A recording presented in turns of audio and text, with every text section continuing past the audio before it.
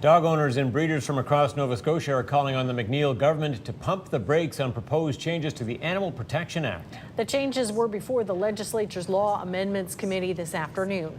They include banning cosmetic surgeries like tail docking, ear cropping, debarking, and declawing. And according to the critics, give the SPCA almost unrestricted power to inspect and seize animals they consider are in distress. Emily Grattan is a spokesperson for Canadian Kennel Club members in the province. We've reached her at Province House. So can you tell me a bit about your message to government about this bill? Our 2 points about this particular bill is, number one, we weren't consulted. The Ministers' Forum consisted of the Nova Scotia Veterinary Medical Association, the Federation of Agriculture, the SPCA, but there was no Canadian Kennel Club representation, no representation of groomers or trainers or exhibitors or pet owners, and the cat fancy was not invited either. And our second concern is around what we see as being the overreaching powers that this will give inspectors if the law goes through.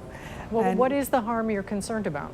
The proposed law would give inspectors the right to, without notice, at any time of the day or night, come to a person's kennel and demand to be let in, and they would have the right to search and seize any animals. They could take away any materials that they deem they might want to take.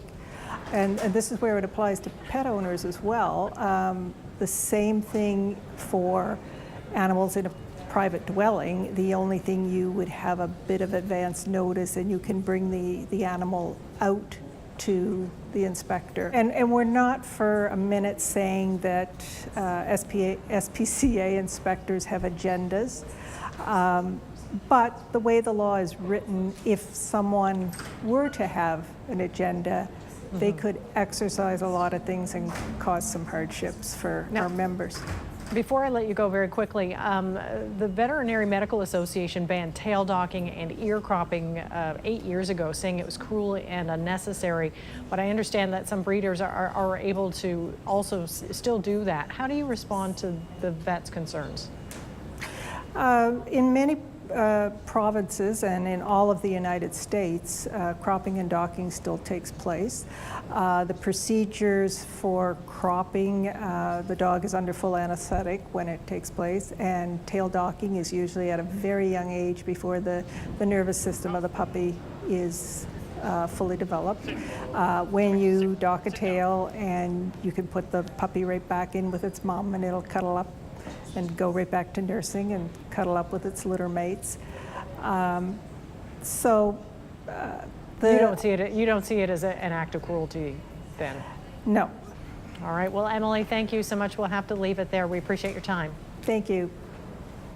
And we actually have some breaking news on this story for you right now. The McNeil government has just announced that it will hold off on its changes to the Animal Protection Act. So we'll have more on this story in the days to come. All right, some drivers in Halifax